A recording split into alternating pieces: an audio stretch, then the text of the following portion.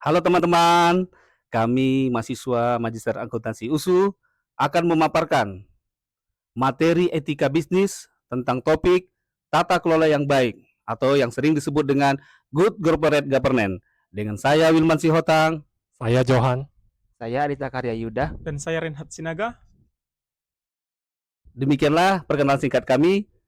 Tonton terus teman-teman sampai habis. Terima kasih. Berbicara tentang tata kelola, ada baiknya kita pahami apa itu tata kelola. Jadi menurut para ahli, John C. Covey Jr. menyatakan bahwa tata kelola perusahaan merujuk pada sistem, proses, dan praktik yang digunakan untuk mengelola dan mengawasi suatu perusahaan. Sedangkan menurut ahli Sukirno Agus menyatakan bahwa tata kelola merupakan suatu sistem yang mengatur hubungan antara komisaris, direksi, pemegang saham, dan pemangku kepentingan lainnya.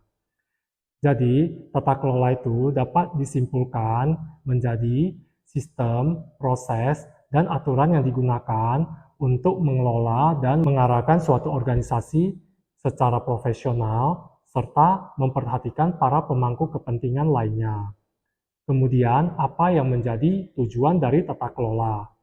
Yang menjadi tujuannya adalah membangun kepercayaan, meningkatkan kinerja organisasi, mengurangi benturan kepentingan antar organisasi, melindungi investor dan stakeholder lainnya, sehingga nilai-nilai organisasi dapat meningkat. Dalam organisasi terdapat peran tata kelola yang baik. Pertama, tata kelola dapat berperan meningkatkan kepercayaan para pemangku kepentingan dengan menunjukkan transparansi dan integritas terhadap hasil kinerjanya. Kedua, peran tata kelola dapat memastikan pengambilan keputusan yang lebih tepat, efektif, dan strategis berdasarkan data yang akurat, serta terhindar dari keputusan gegabah dan beresiko. Yang ketiga, peran tata kelola dapat mengurangi resiko dengan mengidentifikasi, mengelola, dan mengurangi berbagai resiko, baik itu resiko finansial, operasional, ataupun reputasi, sehingga penerapan internal control perusahaan dapat berjalan dengan efektif. Yang keempat, peran tata kelola dapat memastikan organisasi menjadi patuh terhadap hukum dan etika yang berlaku, sehingga kegiatan bisnis yang berjalan dapat dilakukan secara etis dan terhindar dari pelanggaran hukum. Kemudian yang kelima, peran tata kelola dapat mendorong organisasi mempertimbangkan dampak keberlanjutan sehubungan dengan sosial, ekonomi, dan lingkungan. Pentingnya penerapan tata kelola dalam organisasi.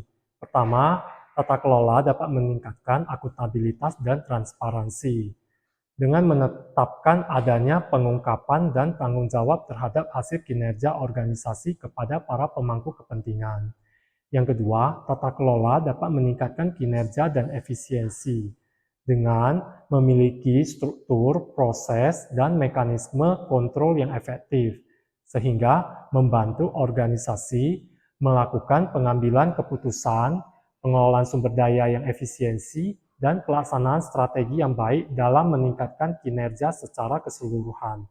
Yang ketiga, tata kelola dapat mendorong perilaku etis dan mencegah korupsi dengan menetapkan standar kerja, etika, dalam melakukan pengawasan yang membantu mencegah praktik-praktik tidak etis, penyelewengan, dan korupsi dalam suatu organisasi. Yang keempat, tata kelola dapat meningkatkan reputasi dan nilai organisasi. Dengan pengelolaan organisasi yang baik, tentunya akan meningkatkan reputasi dan nilai positif terhadap pelanggan, mitra bisnis, dan masyarakat yang menjadi keunggulan kompetitif dalam mencapai tujuan organisasi.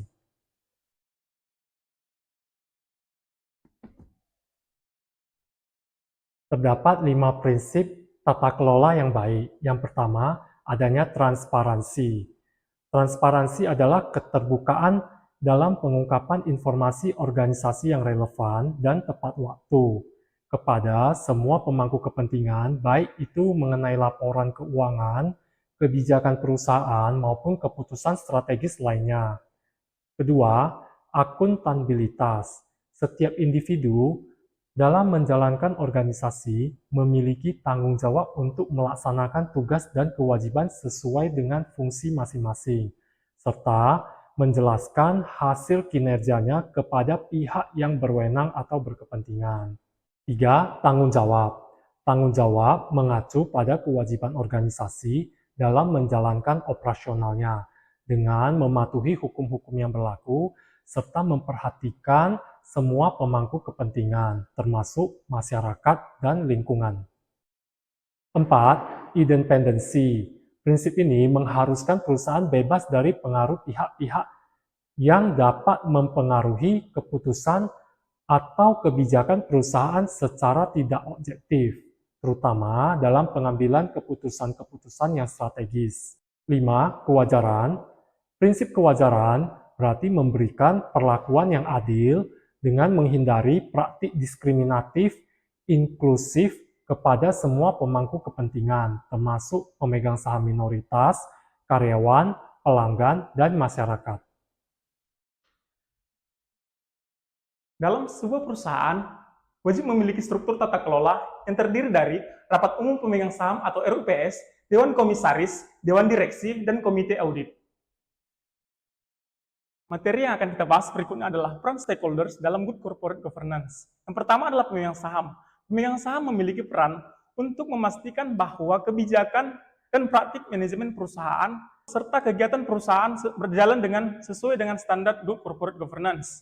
Yang kedua adalah Dewan Komisaris. Dewan Komisaris berperan untuk mengawasi serta mengevaluasi hasil kinerja dari Dewan Direksi. Yang ketiga adalah Direksi. Direksi berperan untuk mengelola perusahaan dalam melaksanakan kegiatan operasional perusahaan sehari-hari guna mencapai tujuan perusahaan. Yang keempat adalah karyawan. Karyawan berperan untuk melaksanakan tugas dan tanggung jawab yang diamanatkan oleh direksi kepada karyawan guna mencapai tujuan perusahaan ke depannya. Yang kelima adalah pelanggan atau customer. Pelanggan atau customer berperan untuk memastikan bahwa produk yang dikeluarkan oleh perusahaan telah sesuai dengan standar. Yang keenam adalah pemasok atau suppliers. Pemasok atau suppliers berperan untuk menyediakan bahan baku ataupun komponen-komponen yang dibutuhkan oleh perusahaan dalam kegiatan operasional perusahaan dengan tepat waktu sehingga kegiatan operasional perusahaan tidak terganggu. Yang ketujuh adalah regulator atau pemerintah. Regulator ataupun pemerintah berperan untuk menyediakan ataupun menerapkan peraturan-peraturan untuk mempermudah perusahaan dalam kegiatan operasionalnya sehari-hari. Yang kedelapan adalah masyarakat. Masyarakat berperan untuk mengawasi perilaku etis perusahaan dalam kegiatan operasionalnya sehari-hari. Selain itu, suatu organisasi perlu adanya manajemen risiko dalam tata kelola usahanya. Adapun komponen utama manajemen risiko dalam tata kelola, yang pertama adalah identifikasi risiko. Manajemen perlu mengidentifikasi semua jenis risiko yang mungkin dihadapi oleh perusahaan, baik yang bersifat internal maupun eksternal. Langkah yang kedua adalah penilaian dan evaluasi risiko. Setelah melakukan identifikasi, langkah selanjutnya adalah menilai dampak dan kemungkinan terjadinya risiko tersebut. Yang ketiga adalah pengendalian dan mitigasi risiko. Hal ini bertujuan untuk meminimalkan dampak ataupun kemungkinan terjadinya risiko tersebut dengan cara menerapkan prosedur pengendalian yang tepat dalam suatu perusahaan itu. Materi berikutnya yang akan kita bahas adalah pentingnya laporan keberlanjutan atau sustainability report dalam good corporate governance. Dampak yang akan dirasakan oleh perusahaan ketika menyampaikan laporan keberlanjutan atau sustainability report adalah peningkatan pengungkapan transparansi dan akuntabilitas. Yang kedua, dapat meningkatkan reputasi perusahaan. Yang ketiga, dapat meningkatkan kepercayaan investor. Yang keempat, dapat meningkatkan manajemen risiko perusahaan. Dan yang kelima adalah peningkatan kinerja jangka panjang perusahaan. Materi selanjutnya yang akan kita bahas yaitu perbedaan pelaksanaan GCG di perusahaan swasta dan BUMN. Dalam perusahaan swasta, penerapan GCG sebagian besar didasarkan hanya pada kesadaran sendiri dan juga keperluan untuk memastikan kepercayaan investor kepada perusahaan tersebut. Sedangkan pada perusahaan BUMN, sebagai alat pendapatan negara dan pelayanan rakyat, penerapan GCG dilakukan oleh negara dengan regulasi yang diberikan pada BUMN langsung. Pada perusahaan swasta, ada beberapa undang-undang yang mengatur struktur PT terbuka serta tata cara komunikasi dengan pihak luarnya. Namun regulasi hukum yang mengatur GCG di Indonesia hanya berupa surat edaran OJK, SE OJK nomor 32/SE OJK.04 2015 yang mengatur diantaranya perusahaan berhak mengatur jumlah anggota dewan direksi dan komisarisnya berdasarkan keadaan perusahaan. Undang-undang tersebut juga mengatur kebijakan whistleblowing, anti korupsi, dan larangan insider trading. Selain itu, beberapa perusahaan seperti Alfamart juga memakai standar internasional GRI atau Global Reporting Initiative yang walau tidak mengikat secara hukum, dapat memandu tindakan GCG serta pelaporannya. Sedangkan pada perusahaan BUMN yang juga menerapkan SEOJK tersebut, perusahaan BUMN juga menerapkan GCG berdasarkan peraturan menteri yang didapat dari Menteri BUMN. Yang paling terkini diantaranya berupa peraturan Menteri BUMN nomor Per2/MBU/03/2023. Peraturan ini mencakup ketentuan umum, prinsip tata kelola BUMN, penerapan manajemen risiko, hingga penyelenggaraan teknologi informasi dan pelaporan dari semua hal itu. Karena pemegang mayoritas saham BUMN adalah negara, keadaan GCG di BUMN ditambah ketat untuk mencegah tabrakan kepentingan dalam perusahaan yang dimodali langsung negara, serta menjaga citra perusahaan tersebut, serta citra negara juga. Selain perbedaan undang-undang, terdapat juga perbedaan dalam tindakan GCG itu sendiri di antara perusahaan BUMN dan swasta. Yang pertama, sering terdapat anggota Dewan Komisaris BUMN yang juga merangkap sebagai anggota kementerian. Yang kedua, regulasi rangkap jabatan pada Dewan Direksi dan Komisaris lebih ketat dari di perusahaan BUMN dibanding perusahaan swasta. Yang ketiga, pada perusahaan swasta, afiliasi keluarga dalam Dewan Direksi dan Komisaris lebih diperbolehkan dibandingkan di perusahaan BUMN, di mana hal-hal tersebut dilarang secara total. Materi selanjutnya yang akan kita bahas yaitu tantangan khusus penerapan GCG di BUMN. Yang pertama itu intervensi pemerintah dan politik. BUMN seringkali menjadi instrumen kebijakan pemerintah dan arena perebutan pengaruh politik. Intervensi ini dapat mengganggu proses pengambilan keputusan yang seharusnya berdasarkan kriteria bisnis sehat. Kebanyakan anggota BUMN merangkap sebagai anggota kementerian untuk mengarahkan BUMN supaya bertindak sesuai arahan strategis negara menurut bidangnya masing-masing. Namun, hasil rangkap jabatan ini juga dapat membuat BUMN menjadi alat pengaruh politik yang dapat dimanfaatkan bukan untuk kepentingan perusahaan ataupun negara, melainkan untuk kepentingan partai-partai politik di mana anggota tersebut menjabat. Yang kedua yaitu nepotisme dan kepemimpinan yang tidak efektif. Perusahaan BUMN mengalami masalah nepotisme dalam penunjukan pejabat tingkat atas. Penunjukan berdasarkan hubungan pribadi dan intervensi politik daripada kualifikasi dapat menghambat penerapan GCG yang baik dan menimbulkan pelanggaran pemisahan tanggung jawab. Praktik nepotisme langsung menjadi masalah dalam rekrutmen pada masa lalu dan sekarang. Pada masa sekarang, dalam teori, nepotisme dapat dicegah dengan rekrutmen online dan ujian digital. Namun, nepotisme dalam skala kecil, misalnya dalam anak perusahaan atau perusahaan BUMD, masih sulit diawasi. Selain itu, personel kepemimpinan masih ada juga yang dipilih dengan standar politik daripada kompetensinya hingga sekarang. Yang ketiga yaitu korupsi dan praktik bisnis yang tidak etis. Praktik bisnis yang tidak etis dan korupsi yang mengikutinya masih menjadi masalah serius dalam hampir semua BUMN. Meskipun ada upaya untuk memberantas korupsi, tantangan besar tetap ada dalam memastikan GCG yang baik di semua tingkatan. Akibat intervensi politik yang sudah dijelaskan tadi, terdapat juga kasus korupsi politik yang menggunakan BUMN sebagai alat. Selain itu, persepsi bahwa eksekutif dari bidang politik dapat memberi perlindungan pada pelaku, juga menyiapkan direktur-direktur untuk melakukan korupsi untuk kepentingannya sendiri. Materi selanjutnya yang dapat kita bahas yaitu penerapan GCG dalam berbagai sektor. Sektor pertama yang dapat kita bahas yaitu boleh kita ambil dari sektor keuangan yang dapat diwakili oleh PT Bank Mandiri Persero. Sektor keuangan cukup unik karena sektor keuangan mengikuti POJK yang dimiliki oleh sektor itu sendiri terkait perusahaan perbankan, di mana Bank Mandiri dan bank-bank lain yang berada dalam Indonesia wajib melaporkan indikator keuangan yang menunjukkan tingkat kesehatan bank, seperti debt to equity ratio dan rasio CAMELS.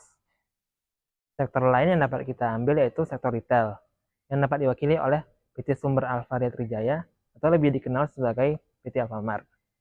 Selain penerapan GCG, seperti whistleblowing dan tindakan CSR, Alfamart juga menerapkan kode etik yang dipasang di website-nya untuk mengatur profesionalisme dan etika dari setiap tindakan karyawan, dengan niat bahwa pelanggan dapat melaporkan pelanggaran etik yang dilakukan oleh pegawai-pegawainya. Manajemen risiko yang dilakukan oleh PT Alfamart berfokus pada logistik, sewa pihak ketiga, dan masalah hukum. Sektor lain yang dapat kita ambil yaitu sektor pertanian, yang dapat diwakili oleh PT Aman Agrindo Tbk. PT Aman Agrindo memberikan ringkasan kode etik dalam laporan tahunannya. Manajemen risiko yang dilakukan oleh PT tersebut berkaitan dengan bidang ketersediaan gula di pasar konsumen, hukum impor, dan daya beli pelanggan. Namun perusahaan tidak menampilkan sifat kasus pelanggaran kode etik yang berada dalam perusahaannya. Sektor lain yang dapat kita ambil yaitu sektor pertambangan yang dapat diwakili oleh PT PAM Mineral. PT PAM Mineral tidak memberikan ringkasan kode etik dalam laporan tahunannya. Manajemen risiko yang dilakukan oleh PT tersebut berkaitan dengan ketersediaan nikel, harga-harga operasional seperti harga bahan bakar, dan pengaruh lingkungan masyarakat, serta perubahan-perubahan hukum yang terkait dengan sektor pertambangan. Materi selanjutnya yaitu penerapan sistem teknologi dan informasi untuk mendukung GCG. Penerapan sistem teknologi ini dapat kita jabarkan sesuai dengan 5 prinsip tarif yang sudah dijelaskan sebelumnya. Prinsip pertama, transparansi. Perusahaan dapat langsung mengirimkan laporan keuangan, informasi kegiatan usaha, dan pengumuman tindakan GCG pada investor lewat internet dan sosial media. Prinsip kedua yaitu accountability. Audit internal dan eksternal skala besar dan secara detail akan semakin praktis dengan pencatatan digital. Selain itu, whistleblower akan dapat memberikan laporan konflik kepentingan secara rahasia lewat sosial media dan media internet lainnya. Prinsip ketiga yaitu responsibility. Penggunaan AI dan internet memampukan perusahaan untuk merespons terhadap perubahan hukum, serta memastikan kepatuhan di pihak karyawan serta manajer. Selain itu, persiapan untuk kegiatan sosial, koordinasi dengan penerima, dan proses kegiatannya akan lebih mudah, dikarenakan adanya teknologi komunikasi yang semakin canggih. Prinsip keempat yaitu independensi. Contohnya, teknologi komunikasi memastikan kesamaan kepentingan manajer dan stakeholder. Pengawasan dan pencegahan konflik interest lewat internal control yang dapat diotomatisasi juga dapat dilakukan dengan teknologi yang semakin canggih. Prinsip kelima yaitu fairness, di mana media sosial meningkatkan kepekaan perusahaan terhadap keadilan sosial, serta memampukan perusahaan untuk bertindak sesuai dengan prinsip-prinsip tersebut.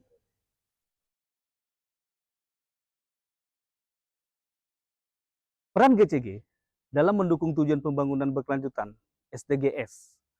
SDGs ditetapkan oleh PBB pada tahun 2015 di New York, dihadiri oleh 193 kepala negara, termasuk Indonesia. Hasilnya ditetapkan 17 tujuan dan 169 target pembangunan 15 tahun ke depan di tahun 2030. SDGs adalah merupakan pembangunan berkelanjutan secara global yang berkomitmen untuk menciptakan kesejahteraan, mengurangi kesenjangan, dan melindungi lingkungan dari kerusakan. Pencapaian SDGs atau tujuan pembangunan berkelanjutan membutuhkan upaya bersama dari semua pihak, termasuk pemerintah, sektor swasta, organisasi masyarakat sipil, dan individu.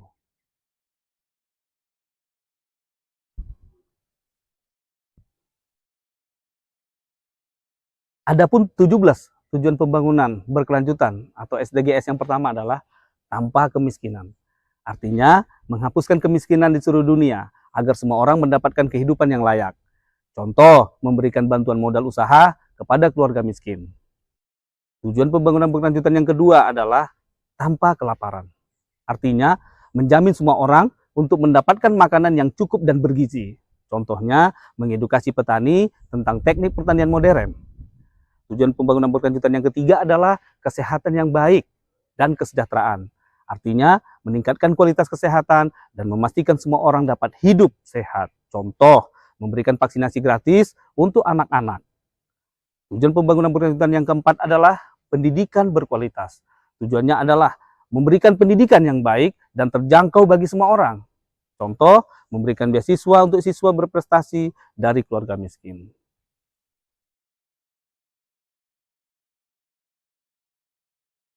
Tujuan berkelanjutan yang kelima adalah kesetaraan gender.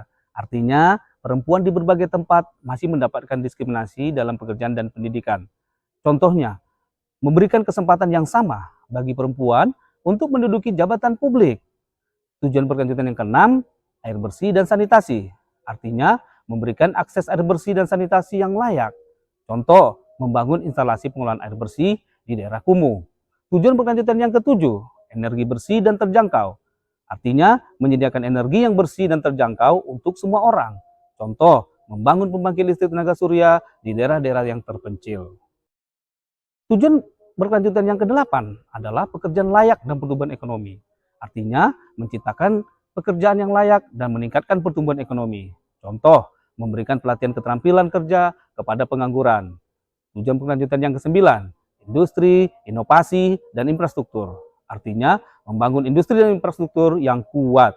Contoh, membangun jalan dan jembatan untuk menghubungkan daerah-daerah yang terpencil. Tujuan berkelanjutan yang ke-10, berkurangnya kesenjangan. Artinya, mengurangi ketidaksetaraan sosial dan ekonomi antar negara dan di dalam negara. Contoh, memberlakukan pajak progresif untuk mengurangi kesenjangan pendapatan.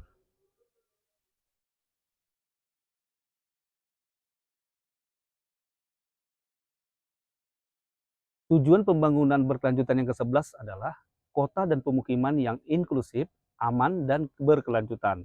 Artinya, membangun kota yang layak dan ramah lingkungan. Contoh, pengembangan ruang terbuka hijau di perkotaan. Tujuan berkelanjutan pembangunan yang ke-12 adalah konsumsi dan produksi yang bertanggung jawab. Artinya, mengurangi pemborosan sumber daya alam. Contoh, mendorong penggunaan produk daur ulang. Tujuan pembangunan berkelanjutan yang ke-13 adalah penanganan perubahan iklim. Artinya, mengurangi dampak perubahan iklim. Contoh, gerakan penanaman pohon dan penggunaan transportasi ramah lingkungan. Tujuan pembangunan berkelanjutan yang ke-14, ekosistem laut. Artinya, melindungi ekosistem laut dan sumber daya laut agar tetap lestari. Contoh, program pembersihan pantai dan laut. Tujuan pembangunan berkelanjutan yang ke-15 adalah ekosistem darat. Artinya, melindungi hutan, tanah, dan keanekaragaman hayati agar tetap terjaga. Contoh, melakukan reboisasi hutan yang gundul.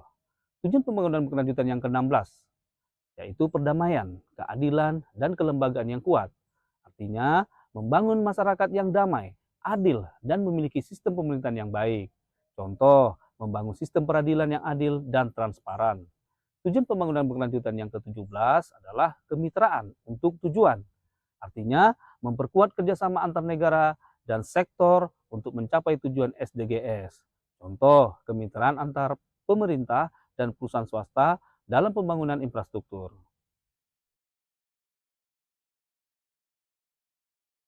Selanjutnya, cara perusahaan bisa menerapkan tata kelola yang baik untuk tujuan pembangunan berkelanjutan. Ada 5. Yang pertama, laporan keuangan transparan, memberikan informasi yang jujur kepada investor dan publik. Yang kedua, kepatuhan terhadap regulasi, mematuhi aturan lingkungan dan etika bisnis. Yang ketiga, kebijakan anti korupsi, tidak ada suap atau praktik bisnis yang merugikan. Yang keempat, keberagaman dan inklusi. Artinya memberikan kesempatan setara bagi semua karyawan. Yang kelima, investasi pada energi terbarukan, yaitu menggunakan sumber daya dengan bijak dan mengurangi jejak karbon. Dan bagaimana tata kelola yang baik mendukung tujuan pembangunan berkelanjutan? Tata kelola yang baik memastikan bahwa perusahaan beroperasi secara bertanggung jawab dan berkelanjutan, sehingga berkontribusi pada pencapaian tujuan pembangunan berkelanjutan atau SDGs. Tata kelola yang baik membantu perusahaan mengintegrasikan prinsip-prinsip keberlanjutan ke dalam strategi dan operasional perusahaan. Tata kelola yang baik mendorong perusahaan untuk melaporkan kinerja keberlanjutan mereka secara transparan. Kesimpulan yang pertama, tata kelola merupakan sistem, proses, dan aturan yang mengelola organisasi secara profesional dengan tujuan membangun kepercayaan, meningkatkan kinerja, mengurangi benturan kepentingan, melindungi investor dan stakeholder sehingga nilai organisasi dapat meningkat dalam jangka panjang. Kesimpulan yang kedua, dengan menjalankan 5 prinsip tata kelola dapat menciptakan struktur yang lebih kuat dan dipercaya, yang pada akhirnya dapat meningkatkan reputasi dan kepercayaan publik kepada perusahaan. Kesimpulan yang ketiga adalah struktur tata kelola perusahaan yang terdiri dari RUPS, Dewan Komisaris, dan Dewan Direksi memiliki peran yang berbeda namun saling melengkapi. Kolaborasi yang baik antara ketiganya menjadi landasan utama terciptanya transparansi, akuntabilitas, serta perlindungan terhadap kepentingan seluruh pemangku kepentingan. Kesimpulan yang keempat adalah keberhasilan implementasi good corporate governance bergantung pada peran aktif stakeholders dan penerapan laporan keberlanjutan. Dengan demikian, good corporate governance tidak hanya sebatas struktur, tetapi mencerminkan komitmen jangka panjang terhadap keberlanjutan dan tanggung jawab sosial. Kesimpulan yang kelima yaitu terdapat perbedaan besar dalam penerapan GCG di antara perusahaan BUMN dan swasta, namun tidak ada perbedaan besar di antara sektor perusahaan. Kesimpulan yang keenam yaitu semakin maju teknologi, maka akan semakin banyak metode perusahaan untuk menerapkan GCG dengan praktis. Kesimpulan yang ketujuh, Inti dari hubungan GCG dan SDGs terletak pada kesadaran bahwa bisnis tidak bisa berjalan hanya dengan cara mengejar keuntungan finansial semata. Kesimpulan ke-8, peran GCG dalam mendukung SDGs adalah tentang menciptakan budaya perusahaan yang berkelanjutan. Budaya ini mendorong inovasi, efisiensi, dan tanggung jawab, yang semuanya penting untuk mencapai tujuan-tujuan pembangunan berkelanjutan. Perusahaan yang menerapkan GCG dengan baik akan lebih siap untuk menghadapi tantangan global dan memanfaatkan peluang yang muncul dari transisi menuju ekonomi yang lebih berkelanjutan. Dengan demikian, GCG bukan hanya tentang memenuhi kewajiban, tetapi juga tentang membangun masa depan yang lebih baik bagi semua orang. Demikianlah pemaparan materi kami. Semoga dapat menambah ilmu dan bermanfaat bagi kita semua. Dan kami juga tidak lupa mengucapkan terima kasih kepada teman-teman yang sudah menonton sampai selesai. Salam.